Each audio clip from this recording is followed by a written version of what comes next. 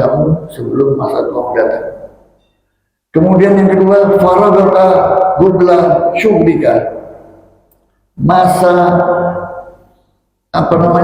masa lenggang kamu, masa senggang kamu sebelum masa kesibukanmu itu datang. Jadi kadang-kadang kalau manusia itu selalu tenggelam dalam kesibukannya, selalu dalam hal-hal kebaikan, selalu menunda. Misalnya, ayo diajak ke pengajian. Wah, saya masih sibuk, besok ada tugas. Ayo ke masjid. Oh, saya sholat di rumah saja, karena saya masih gak ada habisnya, Pak. Kalau kita tuh mikirin sibuk ya, gak ada habisnya. Kalau tidak bisa membagi waktu. Karena hidup ini seperti es batu, terus mencair, pada akhirnya habis. Kalau tidak kita gunakan dengan sebaik-baiknya hidup ini, tidak bisa kita mengatur kapan saatnya ke masjid, kapan saatnya kerja, kapan saatnya harus bersosial dengan sesama. Gak ada habisnya. Orang yang mandai itu orang yang bisa berhitung itu. Hasibu anfusakum qabla an tuhasabu. Berhitunglah, kalkulasilah kamu dengan hidupmu ini. Sebelum kamu nanti dikalkulasi, diperhitung oleh Allah Subhanahu wa taala. Tapi kalau orang hidupnya bisa berimbang, kapan saatnya ke masjid, kapan saatnya ke pengajian, bisa mengatur waktu itu, insya Allah menjadi orang yang hari ini akan lebih baik dari hari kemarin, dan hari esok akan lebih baik daripada hari ini. Itulah yang saya maksudkan tadi di pembukaan sebagai perubahan atau bid'ah itu. Manusia ini makhluk sosial, harus berubah. Kalau nggak berubah, apa bedanya kita dengan hewan? Hewan itu nggak berubah, tetap di hutan. Walaupun dia menjadi raja, singa itu raja hutan, dia tetap di hutan. Hutannya itu nggak berubah, yang dimakan itu nggak berubah, semuanya nggak berubah, ya seperti itu. Itu jadi hewan. Kalau jadi manusia sebagai makhluk sosial harus berubah. Bagaimana kita mengatur ini, memanage waktu itu harus bisa. Seorang muslim yang baik harus bisa mengatur waktu dengan sebaik-baiknya. Karena kita disuruh sholat dengan waktu yang berbeda-beda ini, sebetulnya dituntut untuk mampu mengatur waktu dalam kehidupan ini. Di dalam bahasa Arab, waktu itu diibaratkan pedang. Al-waktu kasayf illam taqtahu lata'at. Waktu itu seperti pedang. Jika engkau tidak menggunakannya atau tidak digunakan untuk memotong atau menebas, engkau sendiri nanti akan ditebas. Artinya rugi. Al-Quran menyebutkan wal asri innal insana lafi khusr. Sampai Allah itu bersumpah. Biasanya di dalam Al-Quran ayat-ayat penting itu dimulai dengan sumpahnya Allah. Wal asri, demi waktu. Demi waktu, sesungguhnya manusia itu rugi. Tapi kita kadang-kadang melupakan itu, tidak punya program. Hari ini apa yang kerjakan? Jadi setiap muslim harus punya jadwal. Mulai anak-anak sekarang yang belajar itu, kapan saya sholat, setelah sholat apa, setelah itu apa. Bukan berarti tidak punya hak untuk tidur. Tidur boleh. Tidur itu bahkan harus wajib. Seperti HP mengisi baterai. Manusia itu kalau baterainya lemah, dia bisa bekerja, dia bisa bergerak. Tidur ini isi baterainya, casnya itu. Yang ketiga, Bapak Ibu sekalian, ghinaka qabla faqrika. Masa kaya Anda sebelum masa kemiskinan itu datang. Kadang-kadang kalau orang itu diberi kemiskinan mengeluh, ya Allah, kenapa saya ini miskin sedangkan hamba yang lain kaya.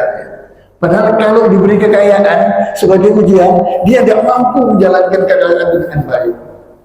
Berapa banyak contohnya dalam kehidupan kita sehari-hari itu luar biasa sekali. Ada orang berdoa, doanya dikabulkan, ingin kaya, tiba-tiba dia dapat kekayaan itu. Tapi setelah kaya, dia lupa bahwa kekayaan itu adalah anugerah dari Allah. Dia lupa bahwa kekayaan itu adalah ujian. Kita tuh diuji dengan dunia ini, dengan kekayaan. Dia lupa bahwa di dalam kekayaan atau harta yang diberikan oleh Allah itu adalah titipan. Di sana ada hak Allah yang harus dikeluarkan. Sehingga akhirnya begitu diberi kekayaan, dia langsung bertarung di dalam dirinya itu antara iman dan eman. Iman di satu sisi, eman untuk mengeluarkannya. Iman dan eman ini bertarung terus.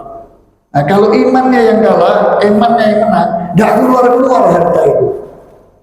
Sampai dia mati, hartanya akhirnya diperebutkan orang, dia tidak tahu bahwa hartanya diperebutkan orang. Jadi senyampang dari nasihat Nabi ini, senyampang Anda kaya, sedekahkan itu. Anda gunakan boleh hak Anda, tapi sebagian itu sedekahkan, infakkan ke masjid, sedekahkan kepada rumah sakit, wakafkan. Sekarang itu ada fenomena baru yang berkembang juga di Jakarta, infak. Nah, ini jariahnya luar biasa dan mengalir terus. Kemanfaatannya, kemaslahatannya untuk umat sangat luar biasa. Jadi orang menginfakkan tanah. Ini saya infakkan tanah supaya produktif digunakan untuk kepentingan masjid. Ini saya wakafkan tanah supaya produktif untuk pendidikan, misalnya tahfidzul Quran. Ini saya wakafkan tanah, tidak harus tanah ya, bangunan atau apapun diwakafkan. Dengan wakaf itu produktif sehingga ini bisa membiayai pendidikan agama, membiayai operasional masjid yang kemaslahatannya untuk umat begitu besar, ya. Membiayai anak yatim dan pembiayaan lainnya yang produktif.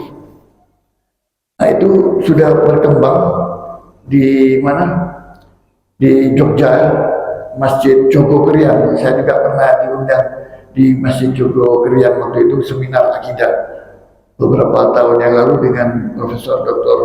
almarhum Profesor Dr. Yakub, mantan imam besar Masjid Istiqlal. Di situ pengurusnya bercerita bahwa masjid ini sekarang tidak mengandalkan kotak infak, karena masjid sudah punya wakaf-wakaf yang produktif, punya kekayaan, punya aset, sehingga masjid bukan mengharapkan infak dari yang datang ke masjid, tapi masjid memberikan pelayanan kepada jamaahnya. Datang di sana dijamu, ya seperti sekarang pengajian pakai makan di sini, seperti Masjid Al-Jihad ini. Tamu-tamu jamaah diberi makan, diberi minuman. Atau bukan sekedar itu, bahkan membangun penginapan bagi para jamaah yang tidak mampu hotel atau ingin dekat dengan masjid, mampu tapi ingin dekat dengan masjid, disediakan di ruangan itu penginapan untuk bermalam di sana. Saya waktu itu juga bermalam di situ, di masjid itu.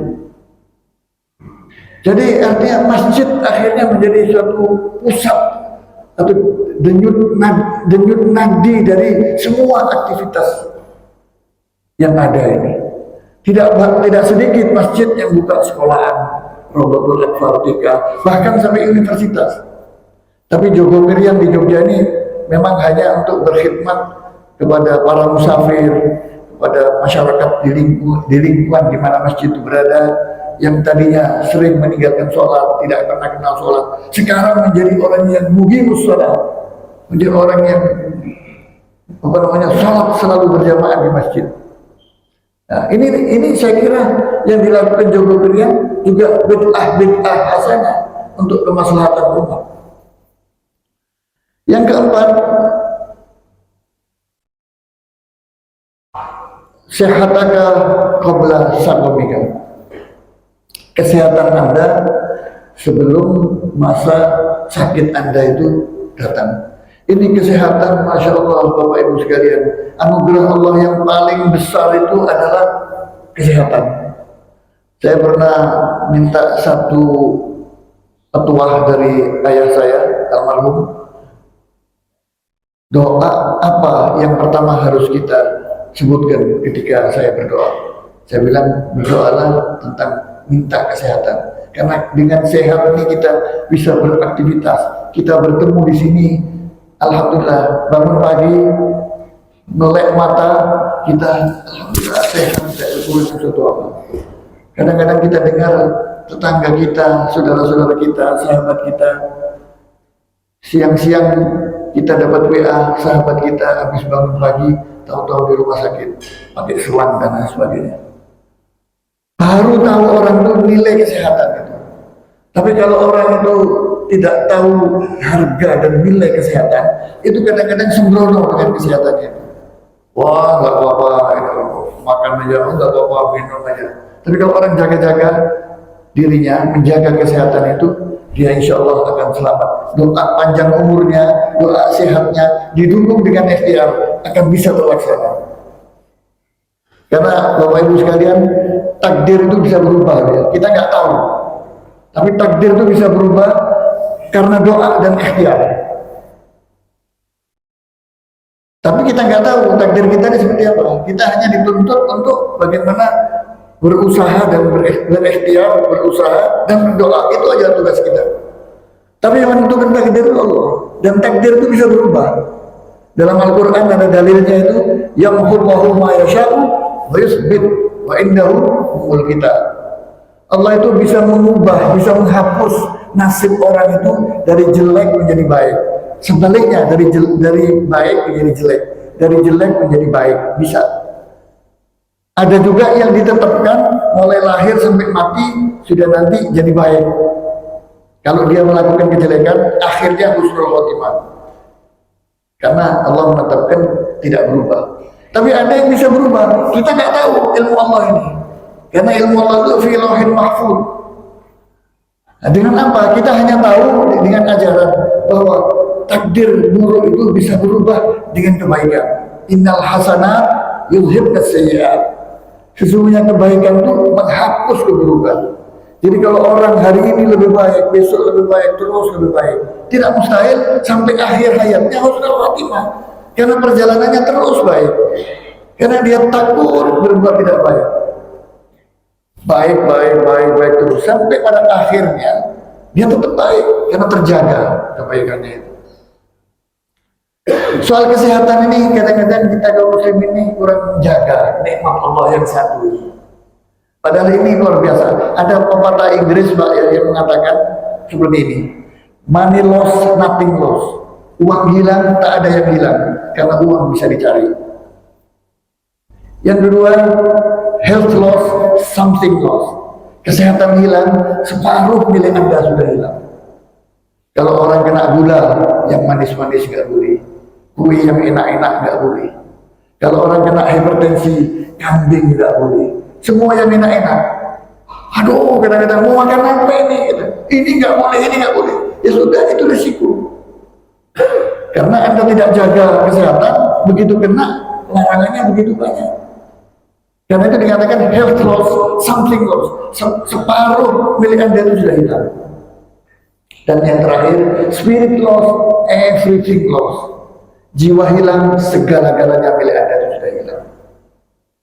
Jadi begitu pentingnya kesehatan badan, kesehatan jiwa. Ya. Kita bisa hadir di sini, bisa berdiskusi, bisa bersilaturahim, karena sehat. Kalau enggak, ya sudah kita semua perencanaan tuh gagal semua. Mau ke family nggak bisa, mau hadir undangan nggak bisa. Kadang-kadang tambah sumpah. Ya itulah saudara, kita jaga kesehatan. Karena sekarang ini kan banyak makanan-makanan. Ini juga penting untuk ibu-ibu untuk memantau anak-anaknya. Di luar itu banyak makanan yang menggunakan bahan-bahan kimia yang bisa menimbulkan kanker. Pengawet itu menimbulkan kanker usus dan kanker-kanker lainnya. Kita tidak tahu apa yang kita makan. Kita mestinya bertanya apa yang kita makan ini sebelum masuk. Karena risikonya pada kesehatan. Belum pewarna, pengawet. Gak mungkin orang-orang yang jual di luar itu tidak menggunakan pengawet, karena hari ini separuh gak laku, buang kalau tanpa pengawet. Dia nggak mau memperhitungkan bahwa ini berbahaya. Yang penting jadi uang. Kita yang memakannya yang ikut menanggung risiko bahaya itu. Belum lagi campuran bahan kimia lainnya, minum-minuman Saya kira sebelum produk-produk itu diboikot, minuman-minuman milik Yahudi yang kita minum itu penuh dengan bahan kimia. Manisnya bukan pemanis, tapi biangnya manis. Sekarang tuh anak-anak kecil sudah kena diabetes. Karena apa? Makanan-makanan yang langsung dimakan itu tidak pakai pikir. Dan lagi yang tidak boleh ajaran agama, makan kekenyangan, hati-hati. Makan kekenyangan. Nabi mengatakan, nahnu qaumun la na'kula hatta najua fa idza akalna falam nashba. Kata Nabi, kami adalah satu kaum yang kami tidak makan kecuali perut kami merasa lapar. Dan apabila kami makan, tidak pernah merasa kekenyangan. Karena kekenyangan itu sumber penyakit. Dan itu dibenarkan oleh para dokter. Bisa tanya para dokter. Kenyang itu bisa mengganggu pencernaan, mengganggu anatomi tubuh. Tidak boleh kan? Jadi ditahan sebelum kenyang, berhenti. Perkara nanti makan lagi boleh. Kadang-kadang kalau kita tuh di pesta itu mumpung masih banyak makanan macam, makan aja. Lupa pulang dari pesta langsung geblak. Darahnya naik dan lain-lain, nggak tahanan kita. Tapi kalau kita bisa memanage bagaimana makan yang dianjurkan oleh Nabi tadi, insya Allah banyak selamatnya. Yang kelima, yang terakhir, hayataka qabla mautika. Masa hidup kamu sebelum masa kematian itu datang. Jadi orang boleh minta umur panjang. Nabi Nuh dikabulkan doanya sampai meninggal dalam usia 950 tahun. Tapi akhirnya mengeluh sendiri, lama-lama minta mati. Karena apa? Bosan hidup. Jadi kehidupan di dunia itu membosankan. Yang tidak membosankan itu nanti kehidupan di akhirat, di surga. Kita makan tuh dalam kehidupan ini ada batasnya, yaitu kenyang, yang nggak boleh ditambah lagi. Kepuasan yang sempurna itu adalah di surga nanti. Di dunia ini sementara, semua kesenangan itu sifatnya tentatif, sifatnya itu sementara. Kehidupan yang sesungguhnya itu, kenikmatan yang sesungguhnya itu, kepuasan yang sesungguhnya itu adalah di surga nanti. Karena itu harus dibatasi diri itu. Mengapa kehidupan orang-orang tasawuf, tarekat itu mengambil jalan zuhud? Karena takut ini. Tidak mau makan sedikit, tidak mau pakai baju baru, saudara. Zuhud. Karena dia tahu nanti kepuasan itu di sana, bukan di sini. Dia menahan diri dengan cara itu. Takut, atau makan ini takut, makan kebanyakan takut. Takut ngomong sama orang, takut salah, banyak minta maafnya. Karena apa? Dia mengerti bahwa yang dimaksudkan ibadah dengan Allah secara vertikal yang disebut hablum minallah itu tidak cukup membawa kita ke surga. Masih ada lagi ibadah yang lain, ibadah sosial, hablum minannas. Kehidupan tasawuf itu sering minta maaf sama orang, ngomong diatur, ngomong yang baik-baik saja, tidak mau ngomong menyakiti dan sebagainya. Dia mengerti bahwa agama yang harus dibawa, yang diandalkan di hadapan Allah nanti di kampung akhirat adalah hablum minallah dan hablum minannas. Ya kalau kita bersalah kepada Allah itu tobat pasti diterima, ada jaminan. Tapi kalau kita salah kepada manusia itu belum tentu mau memaafkan. Karena karakter manusia itu macam-macam. Ada yang jahat, ada yang baik. Yang jahat karena maaf bagimu kalau orang minta maaf. Dia rugi sendiri, akhirnya jadi beban sosial. Nah, tapi ada orang itu yang selalu minta maaf dan ada yang saling memaafkan. Belum minta maaf sudah memaafkan lebih dulu. Itu hablum minannas yang baik yang harus dipupuk untuk menghantar kita di kampung akhirat nanti. Karena itu dalam poin terakhir ini disebutkan hayataka qabla mautika. Masa hidup kamu sebelum masa meninggal kamu tiba. Hadirin hadirat sekalian, kita nggak perlu takut mati karena mati itu sesuatu yang pasti. Kita nggak tahu kapan mati dan di mana mati, dengan cara apa mati itu, dengan sakit atau dengan cara yang lain. Kita nggak perlu takut itu, karena kita hidupkan harus berani mati. Karena kematian itu digambarkan dalam Al-Quran sebagai pertemuan dengan Allah. Di dalam surat Al-Kahfi ayat terakhir disebutkan, "Faman kana yarju liqa'a rabbih falyamal amalan shalihan wa la yusyrik bi ibadati rabbih ahada." Barang siapa yang mengharap pertemuan dengan Allah. Jadi kematian itu mengharap pertemuan dengan Allah.